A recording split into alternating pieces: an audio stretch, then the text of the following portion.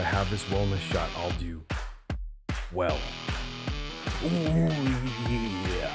Welcome to Caffeinated with Charlie William Parks. I'm Charlie. Welcome to episode 10. Whoa! Extreme close-up. Whoa! I just did a wellness shot. It's the 10th anniversary of the 10th week of this show. We're closing in on 20,000 subscribers. Thank you guys so much for that. You guys are the reason I do this. I still can't believe it. This is a place that hopefully makes you feel good. That's what this is all about. And if you're new to the show, welcome to Caffeinated, where we talk all things health and wellness. We talk nutrition, we talk diet, we talk workouts, we talk supplements. We also talk culture and the arts too, because your health is more than just what you see in the mirror. It's about adding some vigor and excitement to your life. It's about putting some pep in your step. And don't worry, we're covering it all in one place, because you don't have time to listen to 50 podcasts. And if you do have time to listen to 50 podcasts, you probably need to get out of the house and make some friends. 1, 2, 3. Velociraptor! Did we just become best friends? Yep. And on today's show, we're talking getting caffeinated. Not bad to talk about getting caffeinated on episode 10. I'm giving you the top 10 benefits of coffee you might not even know about. Heck, it's a health and wellness show. We're going to talk about VO2 Max. This is a benchmark for lifespan and cardiovascular health. I got mine tested. I'm going to explain it and also share my results and how you can maybe improve yours. In culture and the arts, we're talking something new and fun today. We're talking backyard stinking barbecue. I made a full brisket, burnt ends, St. Louis ribs for the 4th of July. It was way better than the fireworks, and I'm still eating the leftovers. I'm gonna tell you my favorite ways to smoke this wonderful food. It's gonna be a lot of fun.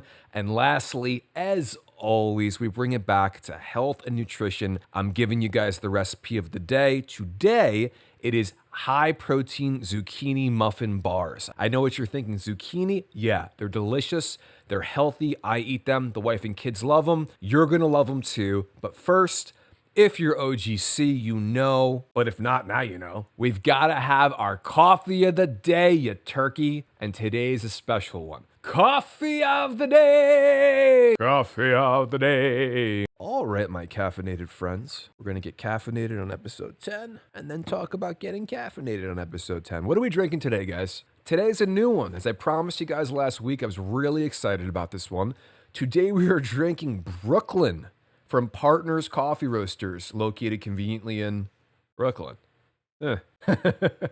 This is a medium roast. It's really good. We've got taste notes of milk chocolate, toffee, and dried fruit. I've tried this for the first time this week. I'm loving it. The wife's loving it too.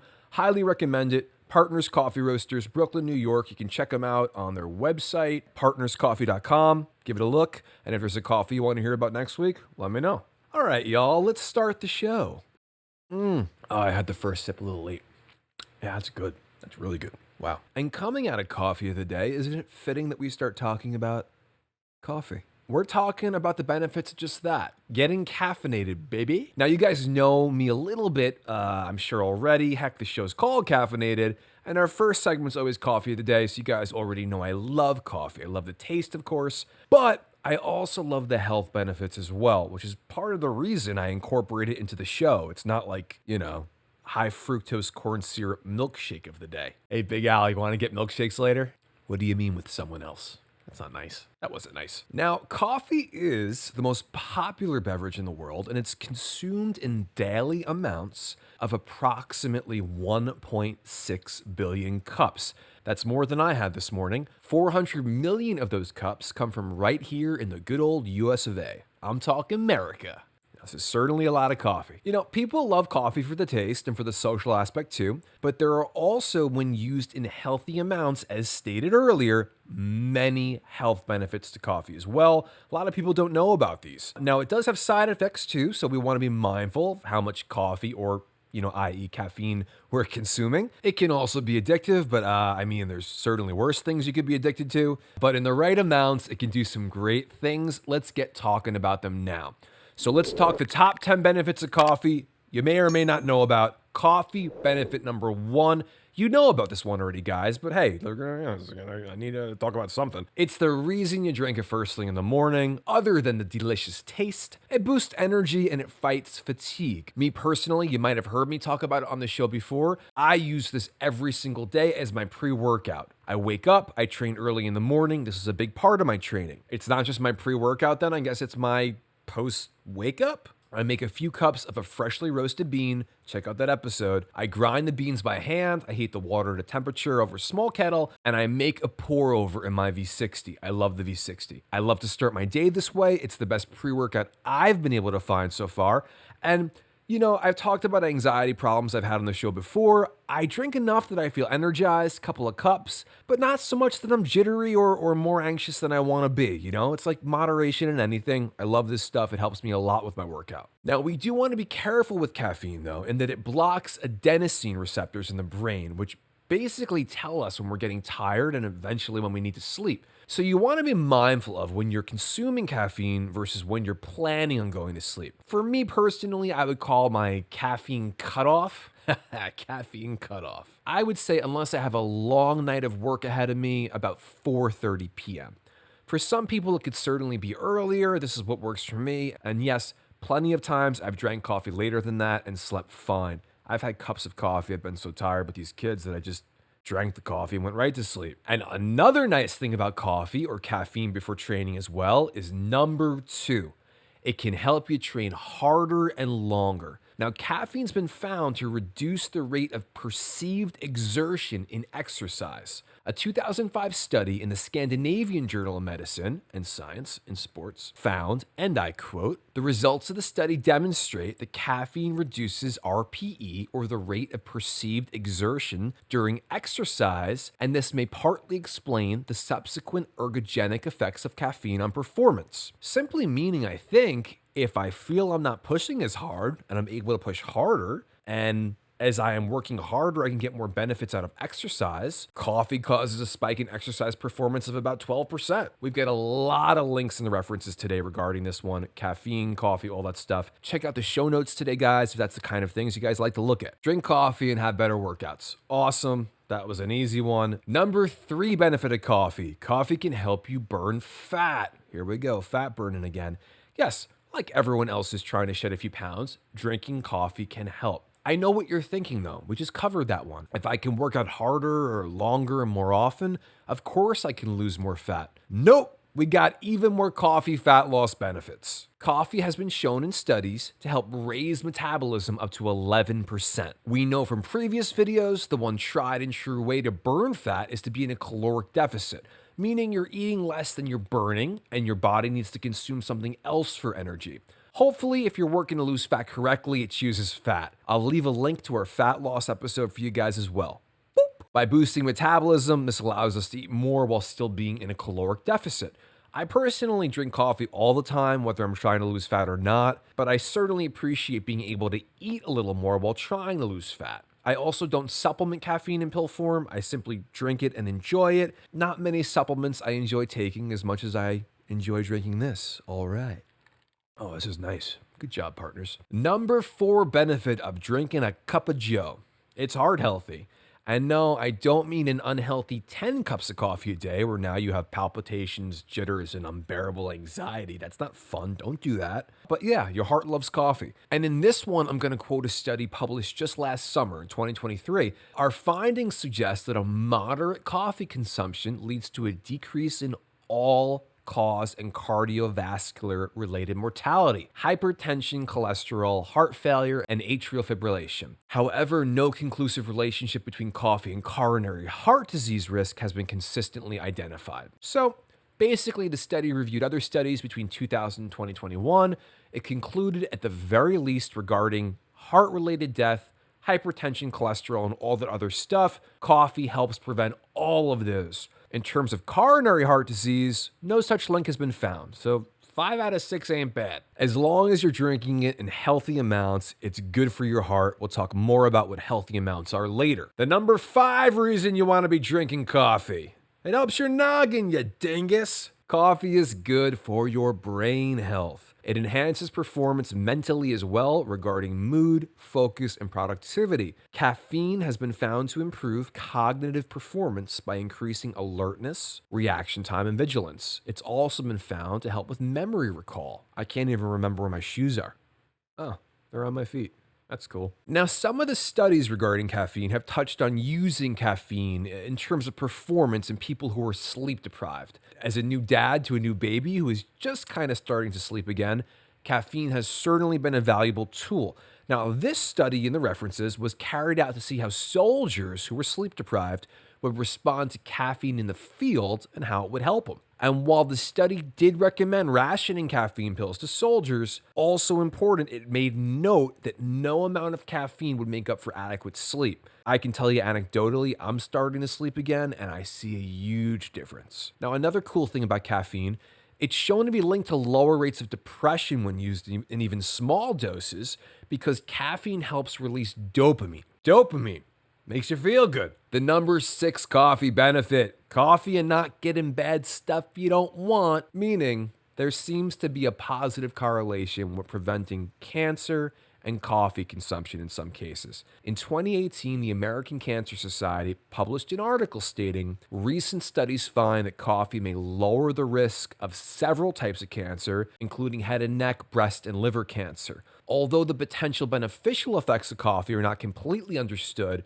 hundreds of biologically active compounds, including caffeine, flavonoids, lignans, I might not be saying that right, and other polyphenols are found in roasted coffee. So it sounds to me like simply, in some cases, they can see the benefits to coffee in preventing cancer, but due to all the compounds in coffee, they don't completely understand the mechanism in which it's helping prevent it. I'm not going to question it, I'm just going to drink some. A 2023 study published in the Internal Journal of Molecular Science stated, coffee is one of the most consumed beverages worldwide, and epidemiological studies, I said it right, holy shit. Epidemiological studies associate higher coffee consumption with decreased rates of mortality and decreased rates of neurological and metabolic diseases. You don't want those kinds of diseases like Parkinson's and whatnot. Drink some coffee. You also don't want, reason number 7 to drink more coffee, you don't want type 2 diabetes. You don't want to be injected insulin all day. People who increase the amount of coffee that they drank by more than 1 cup per day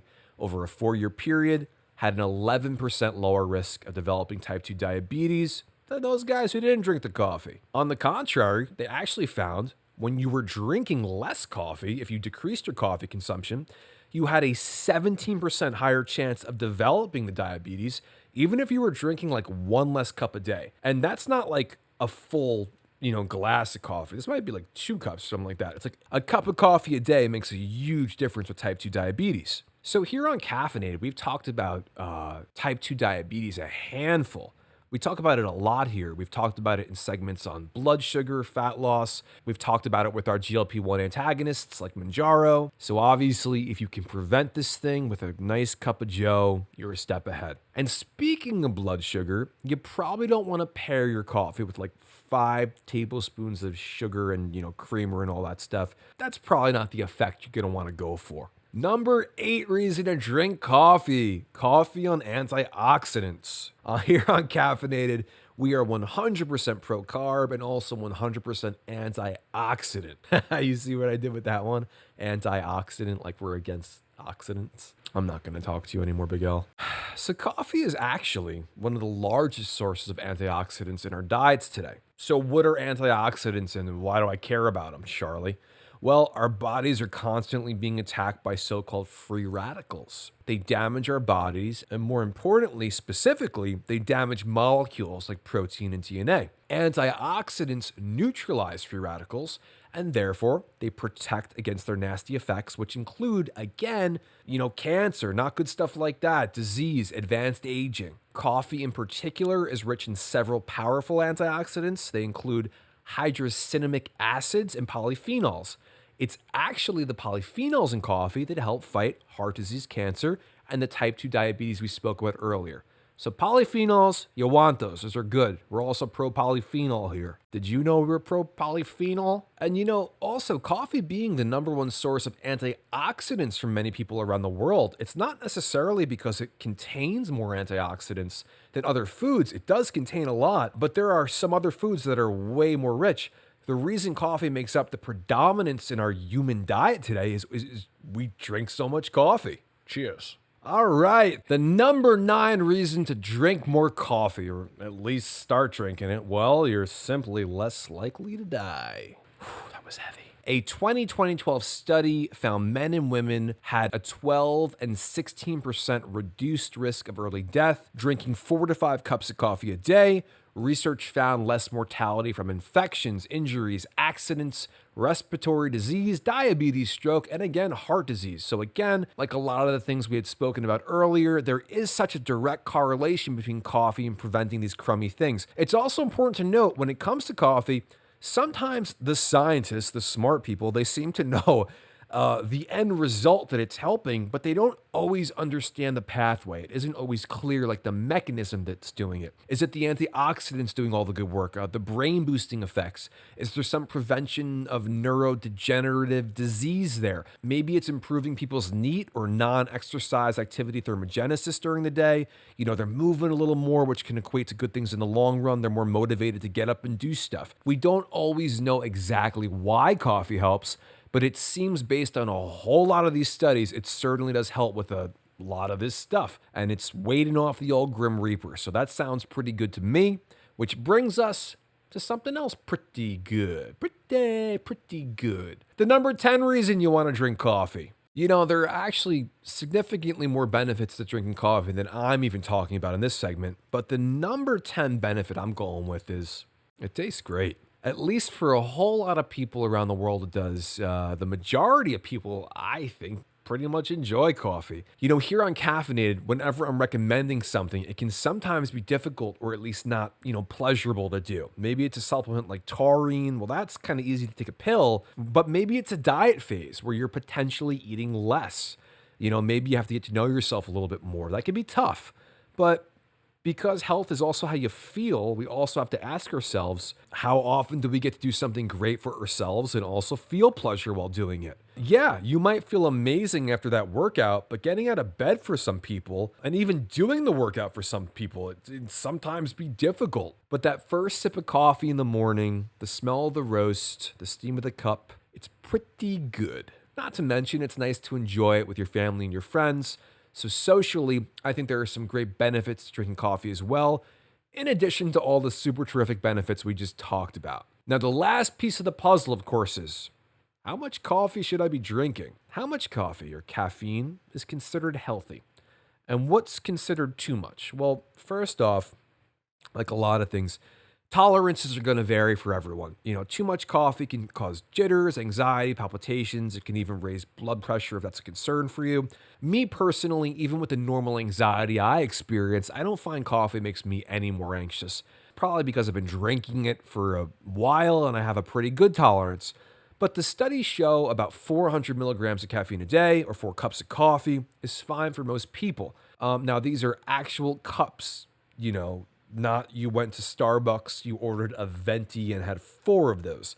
That's like 12 cups of coffee. That's not good. You might be clinging to the earth. Even with that being said, a lot of people like myself are fine drinking a little bit more than that with no real adverse effects. I try not to overdo it, but I usually have a few cups in the morning and in the afternoon as well. My cutoff is usually about 4:30 unless I have a long night ahead of me. As far as caffeine and interfering with sleep goes, the results are also sometimes mixed because there are absolutely people where if they have any caffeine, some friends of mine, whatsoever, they're not sleeping. But some people like me often, I can have a cup of coffee and then I can go to sleep. They've actually found there are genes that break down caffeine, which is a reason some people may be more sensitive to caffeine than others. So just a little more food for thought or beverage for thought. Come on, beverage for thought. That's huge. All right, guys, I hope you're enjoying your coffee as much as I am. I appreciate you guys, and I'd love to hear from you in the comments. Did you know just how stinking good a cup of Joe is for you, or did good old Charlie help out a little? Did you learn something new today? Let me know. All right, moving on, guys. VO2 Max. All right, guys and gals. This next one is one of the most popular fitness, i.e., exercise, science, longevity, and all around health and wellness topics around today. Of course, I know what you're thinking, VO2 Max. That sounds like either a new supplement guaranteed to burn body fat like a wax candle or a revolutionary new hairspray with anti-frizz technology. I would buy it. Gotta stay glamorous. But no, that is not what VO2 Max is. That's what I thought it was. But it is a tremendous predictor of life expectancy and overall health. It should be whetting your curiosity whistle. I did it again, but that time on purpose. GD curiosity whistle. So yes, friends, we're gonna get into the caffeinated watt right away. What is VO2 Max? Well, VO2 Max, also called maximum oxygen consumption, is actually a measure of how much oxygen one can consume during intense exercise. And as we said earlier, it's a key indicator of a number of things, including cardiovascular fitness, aerobic endurance, and overall health. So let's make it simple. I'm a simple guy. It's basically how quickly you can take oxygen from the air and into your lungs, and how quickly your body can use it for all of your metabolic processes, which can range from daily tasks to intense exercise. So VO2 max is a rate of how much oxygen you can consume in a minute. Specifically, it's measured in milliliters per kilogram per minute. Kilograms. I'm not familiar with those here in the good old US of A.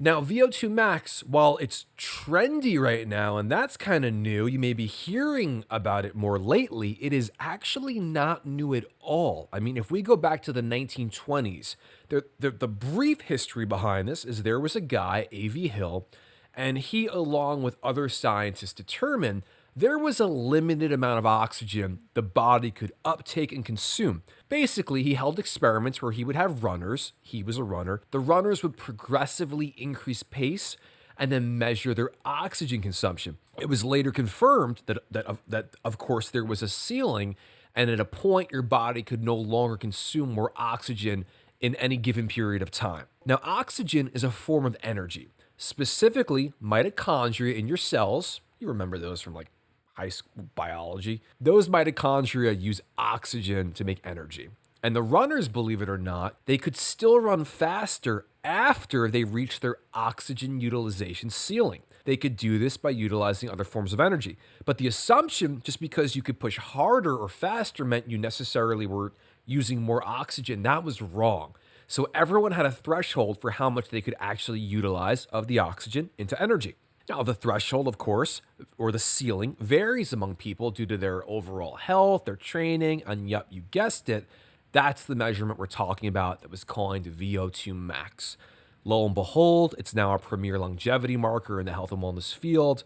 For good reason, it's legit. It's been around over 100 years at the time of this episode. You know, it's not just a measure of cardiovascular fitness either. It's one of the best predictors of heart disease and death that we have. This segment just got scary, Big Al. As you also probably assumed, the higher your VO2 max, the better. And I just happened to get my VO2 max tested a few weeks ago and kind of prepped for this episode so I could give you my results. Am I superhuman or just super normal? Gosh, sometimes I wish I was a little more normal.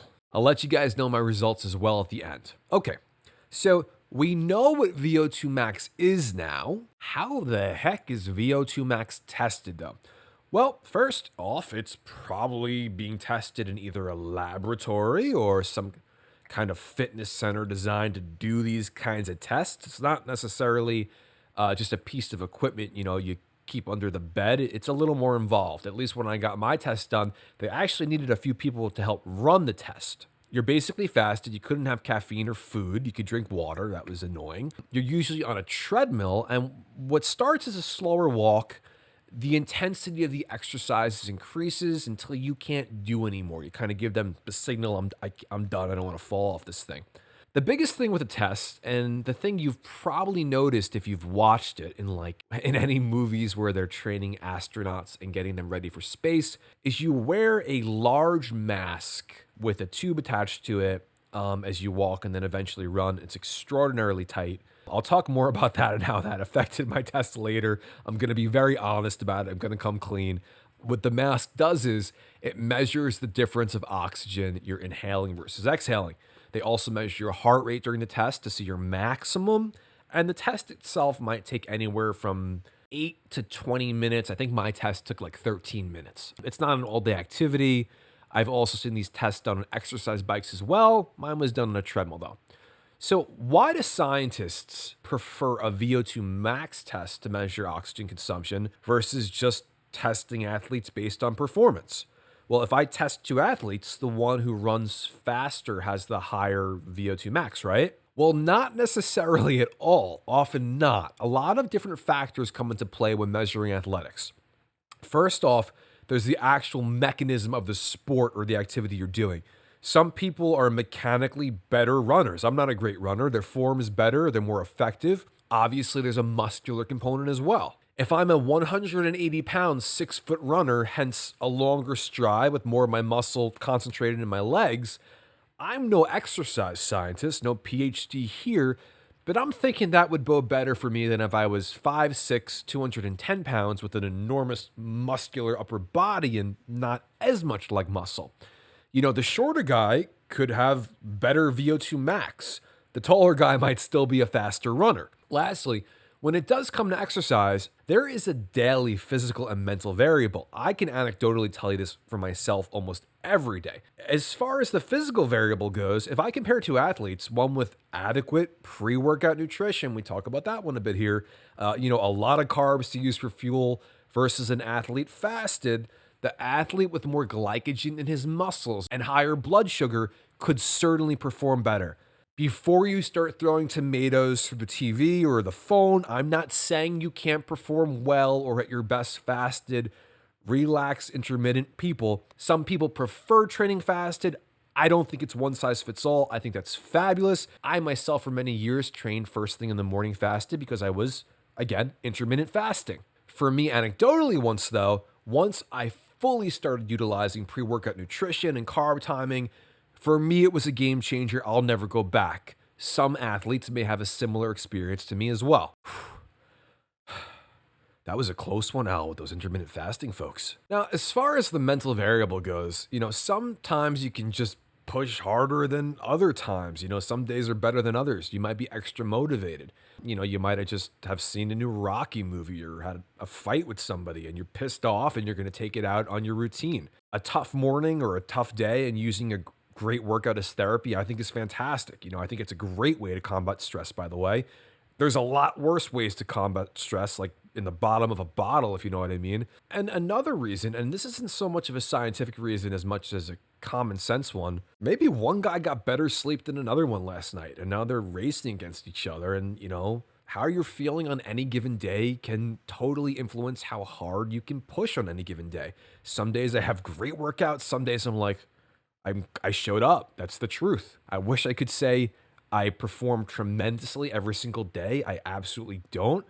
I do my best every day. I feel good about that. So the reason, based on everything we just listed, that scientists love the VO2 max testing is those variables don't really affect how efficiently and how much oxygen your body can consume. The test has enormous merit just as a standalone. Also, Dr. Pete Attia, who I'm going to be talking about more next week in his book, he is absolutely wonderful, by the way. I'm going to get you guys a link. If you're not subscribing to his stuff already, stop what you're doing right now. Please do. You will not regret it. In researching for this episode, I heard him tell a story as a cyclist that his VO2 max was significantly better than a competing athlete of his that he trained with regularly.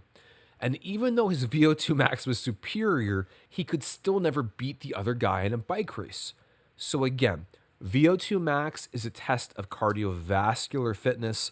It can be a test of longevity and a great predictor of bad things happening or not, but it's not a test of athletic ability necessarily. So why do we want to improve our VO2 max? Well, kind of like what I was just alluding to, it's a strong predictor of heart disease and premature death and some not other good stuff. The question really becomes, how much can we improve our life expectancy and, more importantly, our quality of life with the VO2 max? Well, this is kind of crazy.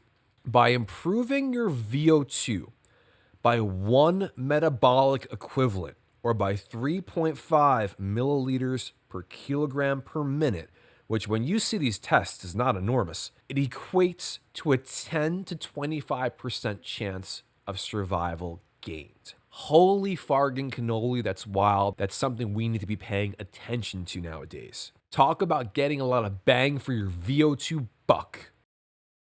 So, of course, we would like to live longer, healthier, and vicariously happier lives. It's kind of where health span comes into play. Can we improve our VO2 max, or is this just kind of something we're genetically stuck with? Well, as you may have guessed, we can absolutely improve our VO2 max. We know that. They don't even know the extent of how much they can improve it just yet, because most of these studies are shorter studies. Again, these aren't lifetime studies. I mean, these are weeks generally, not months and years.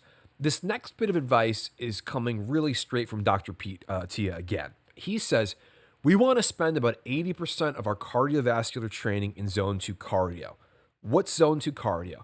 It's like low intensity cardiovascular exercise that's performed at 60 to 70% of your maximum heart rate. It's also called low intensity steady state cardio. It shouldn't feel too intense. During a zone 2 workout, you should be able to keep up a normal conversation, kind of breathing pretty easily, and feel like you could do this kind of thing for an extended period of time.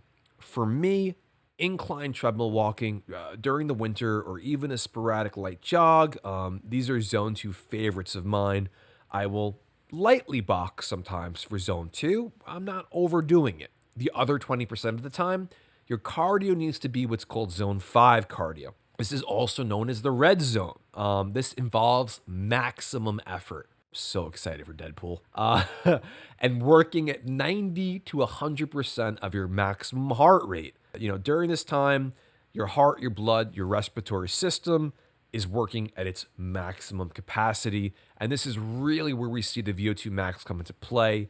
You, of course, won't be able to sustain this intensity for very long, as lactic acid is going to build up in your blood after a few minutes. So this is usually like an interval type of training. Interval examples: sprinting, cycling, HIIT training. HIIT training is high intensity interval training.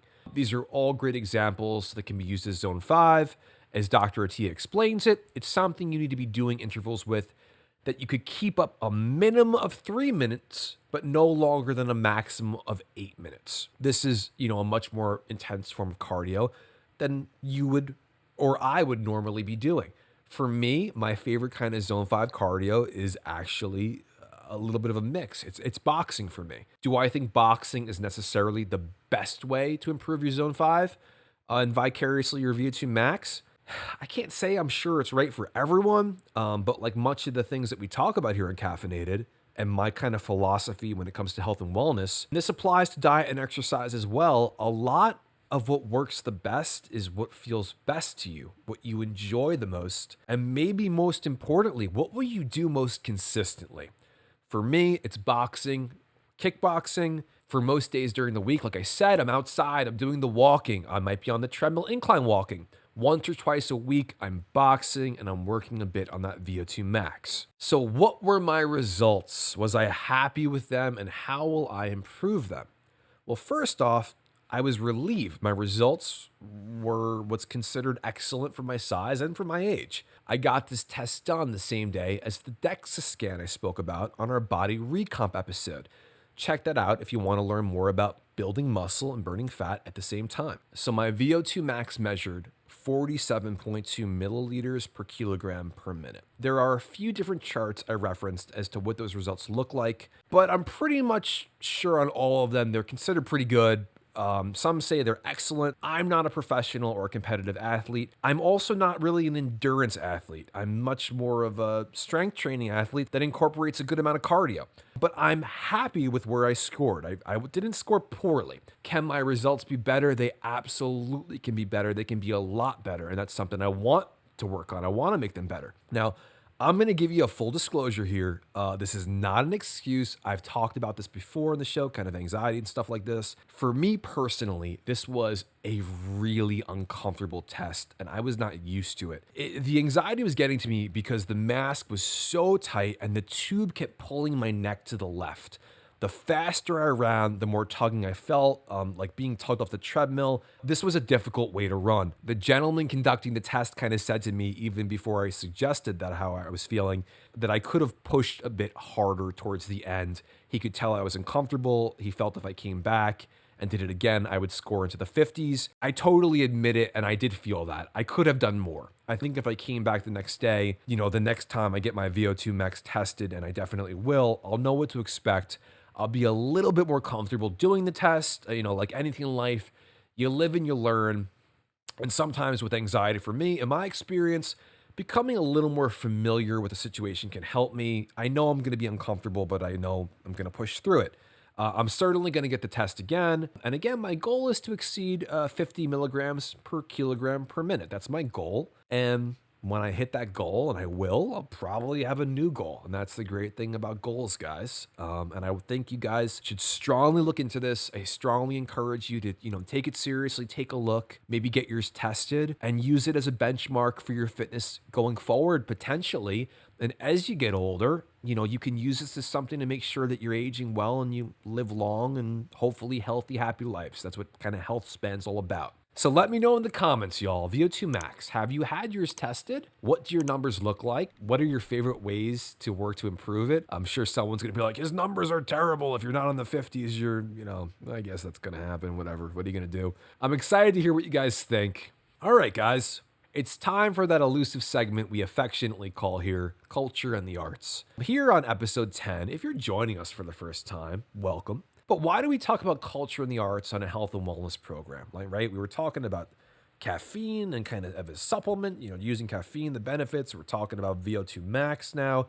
Now we're going to talk about barbecue. Well, health and wellness is more than just what you eat. It's more than your exercise. It's more than your supplements. It's how you feel. It's doing something good, something exciting. It's having something exciting to look forward to. There is such a huge component to health and wellness that is mental today. We have like an anxiety, depression, epidemic, whatever the hell you call it today, because people aren't taking care of their mental health enough. They're not excited enough about life. This is something huge that we see with kids. And as a parent today, it concerns me, and I want to make sure I'm all over that. So health and wellness, I talk about culture and the arts because I want to give you guys something cool to look forward to explore. It may be your thing, it may not be your thing, but if it's a book you read, a piece of music you listen to, a show you're excited to watch, in this case, something you're excited to do, that is an exciting prospect to me. So this is a show designed to make you feel good. I hope it does. So today on Culture and the Arts, we're talking about a little culture, a little backyard culture. We're talking smoking barbecue, baby. So it's something new. I love talking about this stuff. It was just 4th of July weekend. We had an amazing time. Wife, kids, and I were all upstate. We're barbecuing chicken and sausages, hot dogs, all that fun stuff. I love doing that for the family. But when I came home last weekend, I finally reached my special place. I'm talking about busting out that Traeger and getting it fired up. Now, my Traeger is my amazing pellet smoker. I got my ingredients. I formulated my plan. We made some good old-fashioned Texas barbecue. Now, I have to say, I'm not from Texas, but that's kind of the style of barbecue. I'd done offset smoking for a long time. Offset smoking involves a firebox, and you're kind of tending to the fire the whole time, like a charcoal grill. You're adding charcoal, you're removing charcoal, you're adding wood, you're removing wood, you're putting it in foil, you're opening and closing vents. For hours, you're regulating temperature. I love doing that for years. I truly did. But it takes a ton out of you, and if you're really busy, and maybe you have kids like me, and it's not the only thing you can be focused on. It's tough to do a good job with it, and there's nothing cool after many hours of, work. Like a brisket can be 10, 15, 18 hours of having poorly cooked food after working so hard at it. So for many years, I enjoyed doing it on an offset. But now that I do have kids and overnight smoking adventures, it's a lot harder. The Traeger has been absolutely incredible. I highly recommend it. My wife got me the one I have now for Father's Day last year. I use it a ton. It's reliable. It works. It's great. The quality is fantastic. The food that I'm cooking has never tasted better. It's probably because I'm such a great chef now. No, it's probably the Traeger too. I've actually done more smoking with having kids at the Traeger than before. So that should tell you how awesome it is. So for this 4th of July weekend, we made a full packer brisket. That's the whole thing. It's the whole brisket point and flat. We also made a few racks of St. Louis ribs too for the fam. This little segment here today is less of a recipe. It kind of is too. I'm going to tell you how I like to smoke meats the best and what I find most delicious. It's also the overall experience of why I love it so much. I love smoking food. I love everything that goes into it. First thing you need to do is, when you're going to smoke meat, you got to decide what you want to eat. That's kind of easy. The tougher part can be deciding when you want to eat and how many hours you're going to need to get there. Ribs are easy. Those are going to take 5 to 6 hours depending on the heat I use. I can easily throw them on 9 in the morning. They're ready about for a 3 p.m. barbecue. But brisket is a different adventure. A brisket's weight will affect the cook, kind of like all meats will. With brisket, you can go fat side up or fat side down. The trim of the brisket is a factor in how it will cook. The temperature you want to use, of course, is going to affect the cook, like in anything. How will you wrap it? Will you use paper, foil? And how will you get past the stall? The stall. It's like the Darth Vader of briskets. We'll talk about the stall a bit later too and how I dealt with it. And lastly, possibly most importantly, how will you ensure you have enough time for the meat to rest when all is done? The resting of the meat's extraordinarily important. So we're going to talk about all this stuff and more. It's a lot of fun. Step by step, what the heck did I do to have some of the best barbecue I've ever made? That's the truth. Number 1, I went to a good butcher. Come on, put your money where your mouth is, man. I got my meat from a place I love in town. I've bought meat from these guys before many times. I've never gotten a bad piece of meat from them, be it steak, poultry, chicken, whatever. Am I paying more for it? Sure. But I'm a big believer in the old, you get what you pay for. I think food is one of those things in life that it pays to pay more. So we got the good brisket and ribs. I also opted for the slightly smaller brisket at about 10 pounds. My last cook, I think I did like a 17 pounder. So this one should cook a little faster, or so I thought. Step 1 is complete.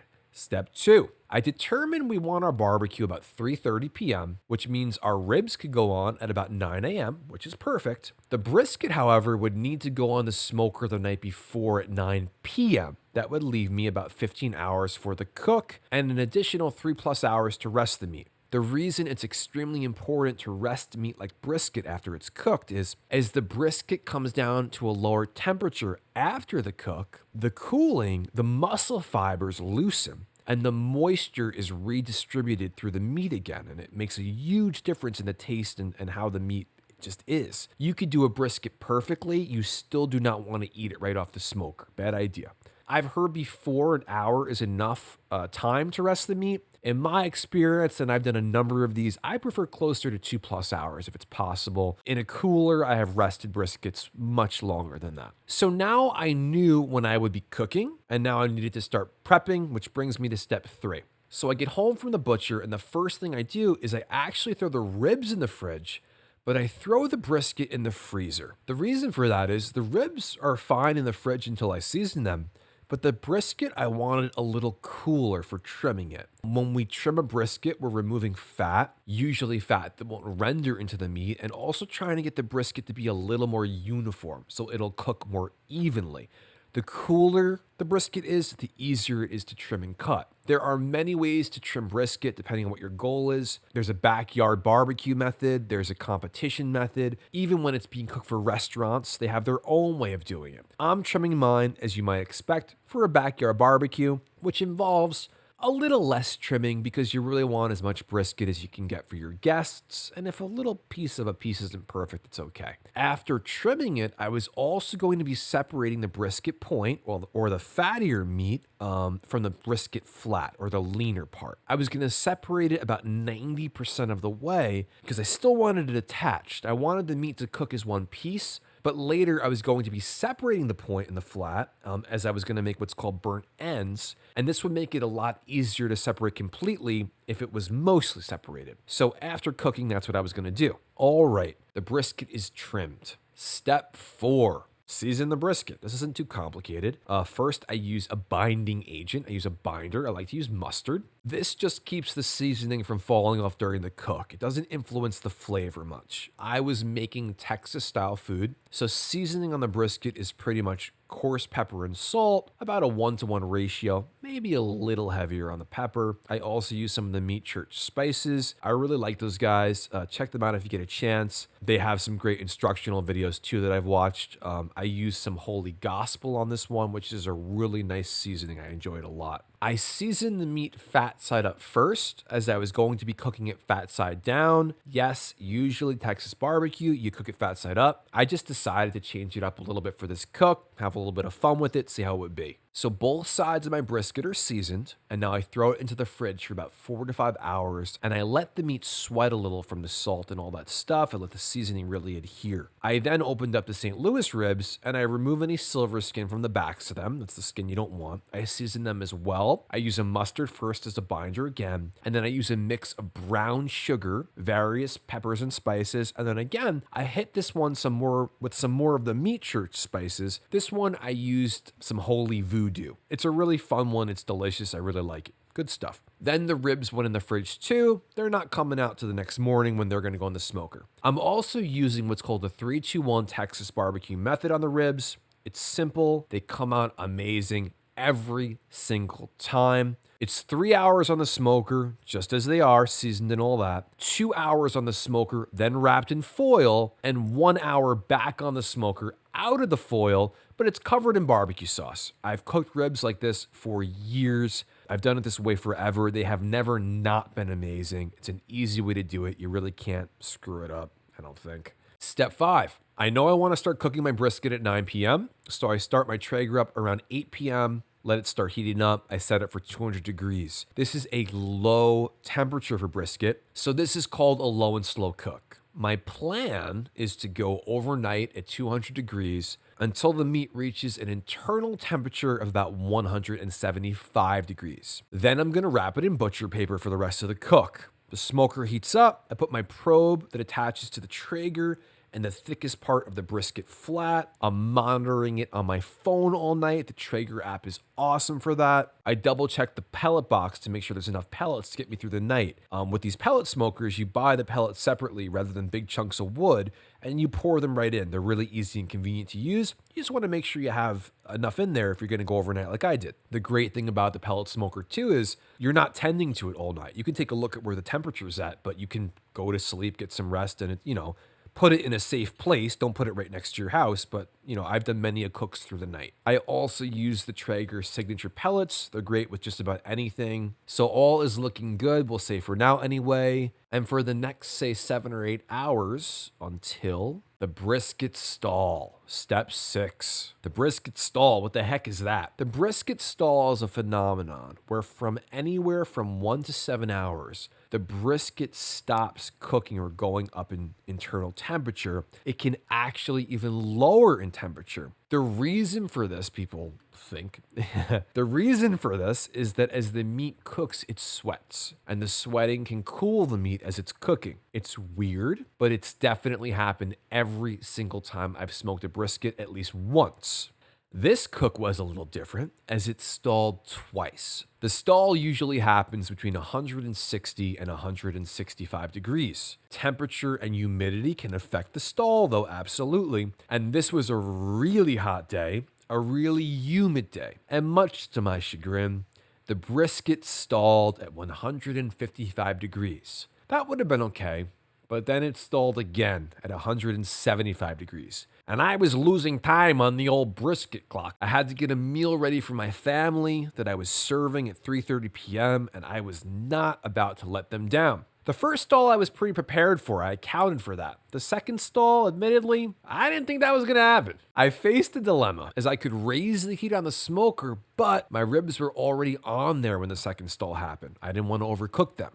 This personally, it sounds like a problem, but this is my favorite part of barbecue. When stuff like this happens and you need to adjust and play and figure something out, it also gives you so much confidence for when you're cooking for a lot of people in the future, because you kind of deal with this stuff. It makes you think on your feet, and the whole thing becomes a big puzzle, and I love that. Kind of look at diet the same way, to be honest. So my solution was this. You may think it was brilliant or common sense, but this is my solution. I took the ribs off the smoker for about an hour. I wrapped them in foil so they didn't lose too much internal heat, and I went what's called hot and fast with the brisket for about about an hour. I got the Traeger all the way up to about 375 degrees at one point just to get past the second stall. After that hour, or honestly, probably closer to even 50 minutes, of hot and fast, my ribs went back on, wrapped in foil, and I slowly lowered the temperature on the grill back down to the 250 degrees where I was planning on doing the end of the cook anyway. So I kind of took a detour on this cook for about 50 minutes, pulled the ribs off, went hot and fast, got past the stall, and then I was back on track. So step 7, we've gotten past the stall, and at around 1 p.m., my brisket had reached an internal temperature of 203 degrees, which is exactly what I wanted. That's what you want with a brisket. I go outside with another probe and I check it in a few spots. You don't just go by the one internal probe. You make sure it's all cooked through.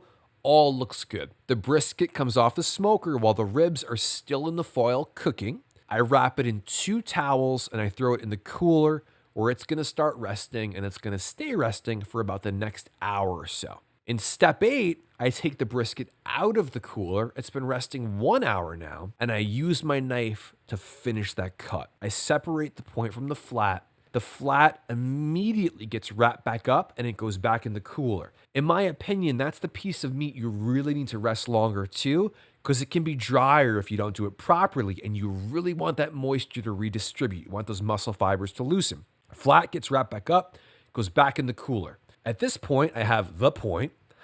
Getting to the point. I cut it into 1-inch cubes. I cover it in barbecue sauce, and I add a bit more seasoning too. And these go back in the smoker for at least the next hour or so. And these will be what are called burnt ends.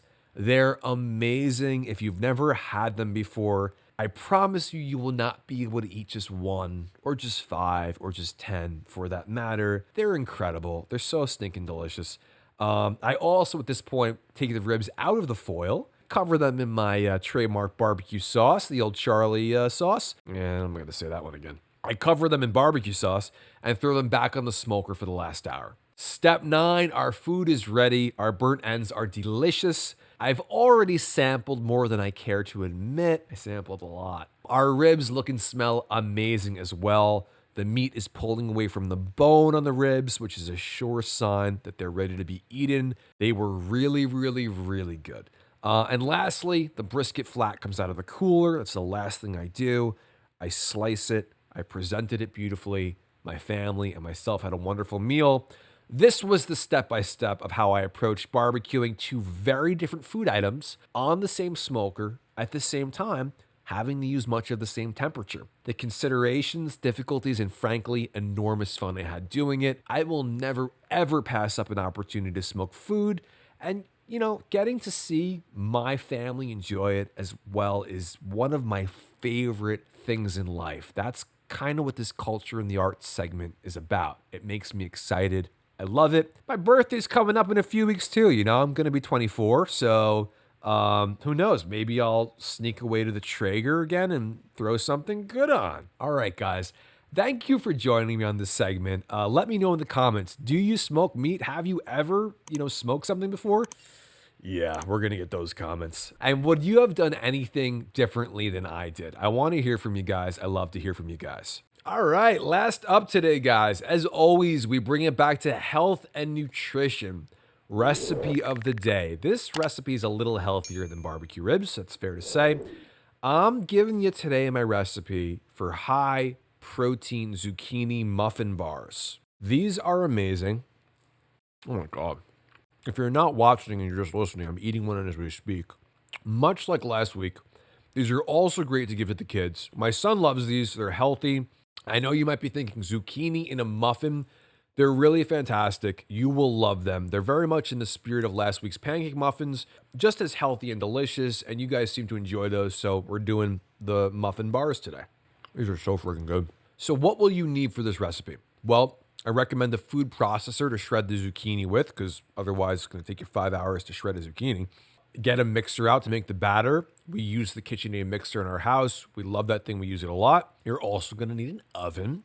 So first thing you want to do is set your oven to 350 degrees. I'm taking a bite. Ta-da! It's on. So first, we're going to shred 2 cups of zucchini, which is about 1.5 medium zucchinis. Shred that up, get it in the mixing bowl. We're also going to add 1 cup of all-purpose flour. If you like an almond flour, whole wheat flour, gluten-free, whatever, go for it. It's pretty interchangeable, but we know in this case, classic flour is pretty good to use. We're going to next add 1 cup of the same Truvani plant-based protein powder we used last week. The stuff's awesome, it's healthy, it's plant-based. I eat a varied diet, but I like getting plant sources of protein in there. If you want to know why, check out our protein and anti-aging video. I'll leave a link. Plant protein in particular, some astounding stuff with that. So, boop, we'll get that for you. You know, you can also use as much of whatever protein powder you enjoy in this. You can jack up that protein if you want this to be a post-workout muffin, you know, less or more, whatever you want. What kind of protein you like is your preference too. Add 2 teaspoons ground cinnamon, 1 teaspoon baking powder, half a teaspoon baking soda, half a teaspoon kosher salt. Now we're going to take 2 ripe bananas. They don't have to be frozen this time. Mash them up. It's going to make about 1 cup of mashed bananas. We're going to use 1 cup of granulated sugar or a sugar replacement. Obviously, if you're using a replacement, you don't need to use a full cup of it likely. Sugar substitutes are usually much more concentrated. What I like to use with this one instead of table sugar is a healthier sugar-free syrup like Wholesome Yum. We talk about that on the show sometimes. It works great in this recipe as well. This recipe makes a lot of bars too.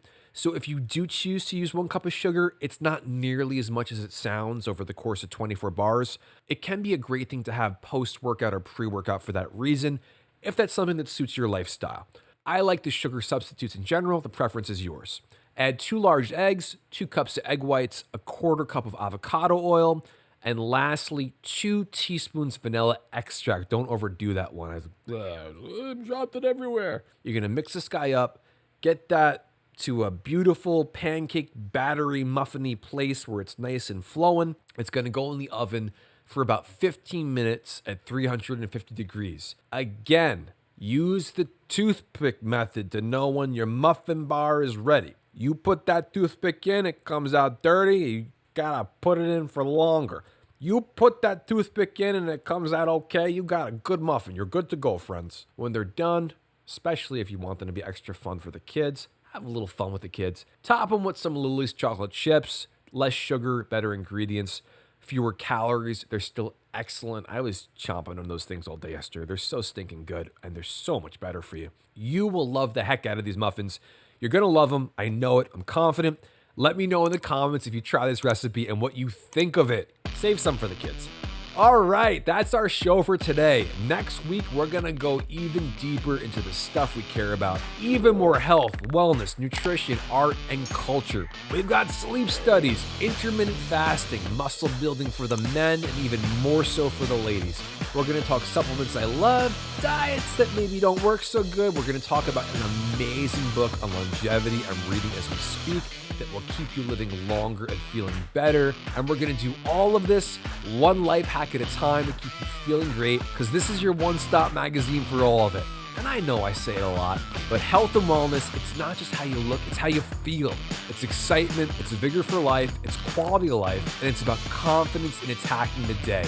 I want to give you that. It's about finding something fun you're excited about.